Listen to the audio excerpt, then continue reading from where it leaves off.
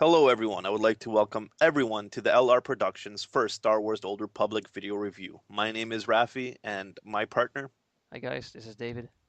And the first review we want to talk to you guys about is the Tatooine walkthrough. I saw the video. David, you've seen the video obviously, am I correct? Yes, a couple of times actually. All right. So basically there's a couple key facts that I want to talk to you about. Basically the mounts. We get a speeder at the start. Maybe not right at the start, but at level 20, it looks like we get a speeder, and the mount speed will increase the higher level you go to. So we'll get new mounts. It's basically like World of Warcraft, but with mechanical things, so like a speeder and other things that we'll get. You'll start off probably with 40% at level 20, maybe 40 to 60%, and then the higher you go, probably at level 50 when you cap out, which they're saying 50 might be the cap. So you'll probably get 100% mount speed.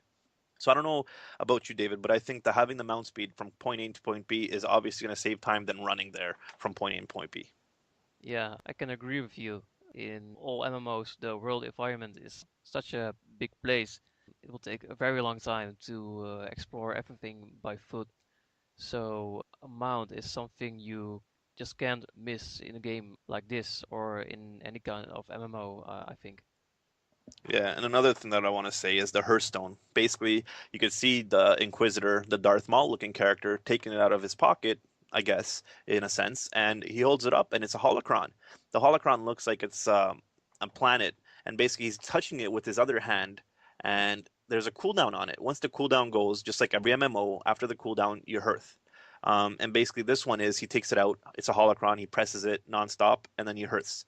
Obviously, the Hearthstone is an idea that I wouldn't go without. So I'm happy they put it into this game, but its own way. So you don't have to do a spell to do it. You actually have basically a little computer that turns into holocron and actually follows the Star Wars lore.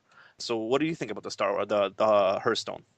Yeah, just like in World of Warcraft, I think I'm going to be using this a lot, especially during leveling. This will be very handy in traveling to places. For instance, if you have no speeder yet and you want to complete quests as soon as possible, you can just put your Hearthstone down to a certain place. You can do the quest and then you can harv back to the place and you can turn in your quests and you can level very quickly. So that's one of the reasons why my Hearthstone in the World of Warcraft was one of my best friends. Yeah, mine too, exactly. Basically, let's talk about the video a little bit too. You can see the Inquisitor, which is a Darth Maul looking character using lightning attacks. It doesn't look like he's using his lightsaber other than blocking here and there the blasters time to time. But he's usually casting lightning. Obviously, the Inquisitor is known for its casting with lightning and all that lightning attacks. One thing I do like when everything is dead, he's able to focus on the dark energy and heal himself. One thing that I also like is the companion. The companion thing is looks awesome. You know, he goes into melee, gets the aggro, or even attacks one of them and keeps one off of you when you attack the other two. So that's going to help out leveling when you're by yourself. One thing that is also you have to put into mention that you don't have to rely on your guild to get things done anymore, as you have a companion now. So basically, they're taking like the old Star Wars, the old Republic games, and implementing into this one, the KOTOR games into this, which is awesome because they're taking a bit of World of Warcraft, a bit of KOTOR, and a bit of other games and putting into one big MMO. Let's talk about now the points.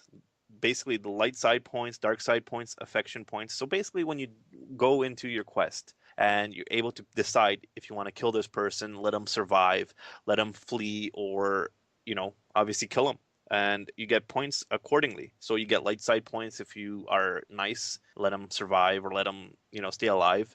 You get dark side points, which will be obviously if you're more evil, having a death on you, basically you kill someone.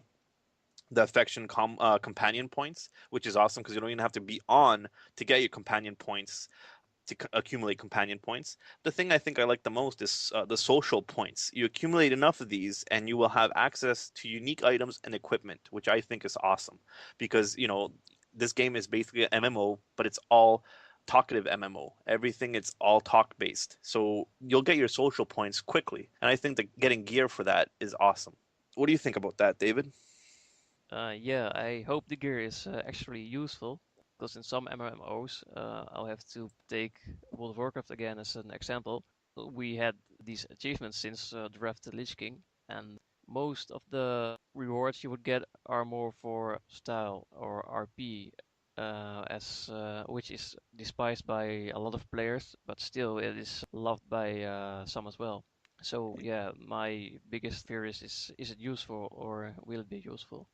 Yeah, I guess we won't know until we see. I'd like to talk about the new cinematic that came out recently. It's called The Return, and this will obviously be the new opening cinematic when you start the game. So, Rafi, what do you think about it?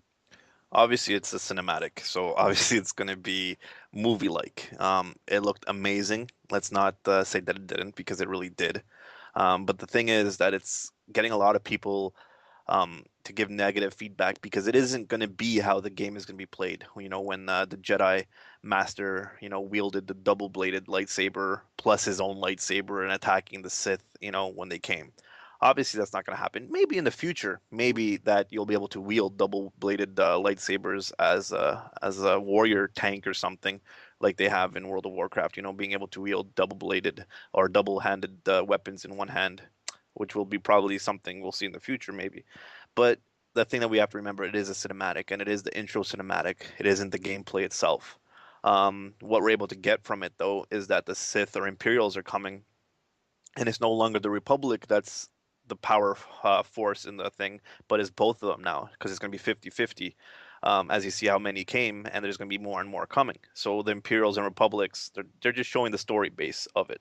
All right, guys, the next thing I want to talk about is the new Razer gaming gear that's coming out specifically for Star Wars The Old Republic. I have loved Razer throughout the years. Their gaming gear is amazing, but now that they're teaming up with Star Wars The Old Republic to make their things, it looks phenomenal. I like the white color to it. I like the fact that they're coming out with a keyboard, a mouse, a headset, and a mouse pad for them. Basically, all this stuff you're able to switch from Imperial to Republic, so you don't need to get two keyboards to have both. You're able to kind of switch the keyboard itself. You're able to you get an LCD screen with 10 buttons every time you log into a different character. Your 10 buttons will change to accompany the character that you want, Sith or Inquisitor or whatever other ones, Bounty Hunter, Trooper, or whatever you're on. So the buttons will change to accompany that.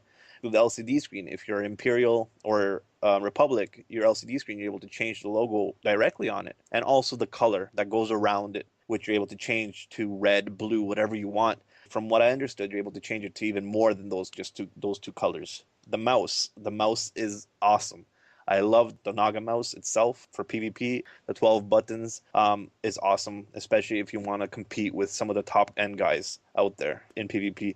In PvE, you really can get away with just being a clicker, but even having that is a lot faster and everything. So I like the fact you're able to kind of change the logo from just popping it up, popping it back in. If you want to be Imperial or Republic, the headset changes colors.